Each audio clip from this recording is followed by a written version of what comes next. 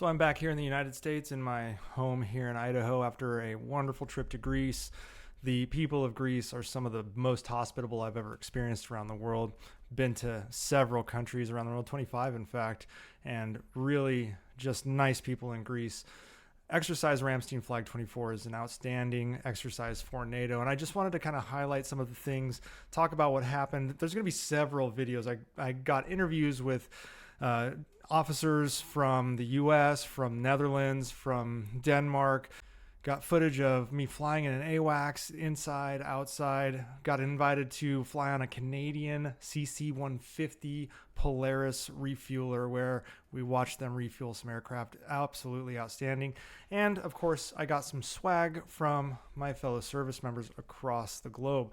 And I want to just show those really quick before I jump into exactly what Ramstein Flag was or is. It's still going on. It's continuing for now and is going on for another couple of days. I was able to just get a glimpse for a few days, and I am very grateful for that. So first thing, AWACS flight. Got a really cool patch from the AWACS crew. Wanted to show you guys that. The E3A, which is the Sentry, which is the AWACS. Very cool patch given to me by the AWACS crew, Captain Donnie of them. We can't generally give their last names off in the AWACS crew, so refrain from doing that. Next patch I got from the transport guys, the Canadians, our brothers up north.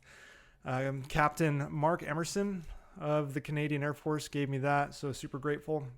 Also did a patch trade with a Greek military officer. It's somewhat of a tradition that takes place where I brought some of my combat patches. I have several of them that I took over when I was in Iraq. So they're kind of a unique thing that you can have if you get a trade with an American. So I gave them one of my IR flags, and I got one of these very cool Greek military flags back. It's upside down.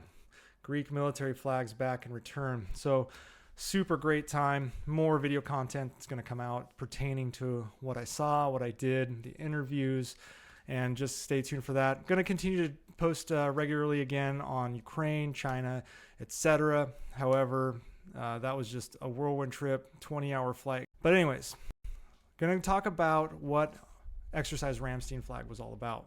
Oh, before I do that, I wanted to highlight some creators that were with me. Cosas Militares, this is Yago. He creates stuff, Spanish language. So if you speak Spanish, I highly suggest you follow his stuff. Also, David Matei, I think I'm saying that right. This is his channel. We had some great conversations in the rides over between us discussing what was going on around the world, talking about the US, talking about Germany, Spain, and the broader geopolitics. Follow them. He's a German language channel. So anyways, Ramstein Flag, super exercise. This is a first of its kind. These new flag exercises are taking place within NATO, and they're supposed to be highlighting high-level decision-making processes in a combat environment. Often when we hear flag, that means a flag officer. Flag officers are generals and admirals. Usually that means they have a flag associated with them. And if you were in the military at any point, you know you saw the flag with the stars on it, and that meant they were a flag officer. So a flag exercise reflects the high-level nature of conducting operations. Now, the purpose here was to strengthen NATO's cooperation, interoperability, and integration across multiple domains: air, land, maritime, space, and cyber.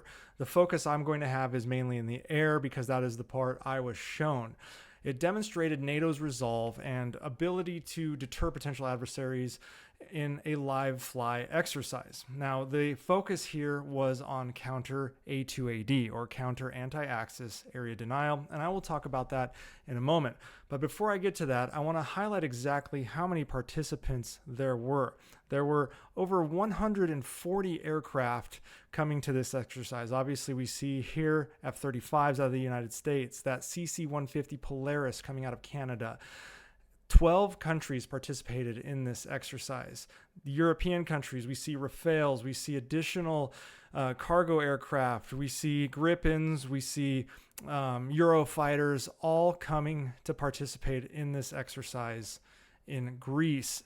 So it was a major undertaking. Now, when we hear the term anti-access area denial, we often think about China. Now, I have spoke about China extensively in this arena, and what it boils down to is both China and Russia have realized that they really can't go toe-to-toe with the US and its allies in a military sense in really any region across the globe and win. So what they try to do is deny access to the area. They try to keep the US Navy from accessing the South China Sea or the Black Sea, and they make it so NATO itself cannot access such regions and therefore deploy troops against them. This is a recent shift in many militaries' doctrines as they have come to realize the relative strength of the United States and NATO and its other allies in and around China and Russia have become such that China and Russia can't exactly defeat them conventionally one-on-one. They have to try to find ways to undermine the capabilities, and they do this using drones, missiles, and basically not allowing the US to access specific regions to launch attacks and conduct an area denial of the US capability. So of course, with this being a new tactic from Russia, NATO is now focusing on countering that capability. So for instance, were Russia to use long-range missiles to target our ships and bases and aircraft in the region, we could count on stealth and low observable technologies, things like the F-35. Were the Russians to use air defense systems, we could use our Wild Weasel capability, which is currently within the F-16s, but is transitioning to the F-35s that were a part of this exercise. Were they Russians or Chinese to use electronic warfare to disrupt communications and surveillance, we could counter that electronic warfare with our rivet joint aircraft or find ways to interdict that capability using things like the AWACS. All of this usually focuses on long-range precision strikes, multi-domain operations where we integrate the air capability with the land and sea and space and cyber in a manner to destroy their A2AD capabilities.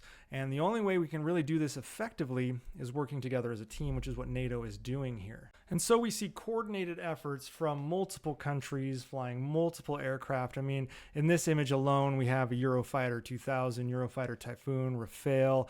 It looks like an F-16 in there as well. All working together from multiple countries coming together to counter the threat in the European theater.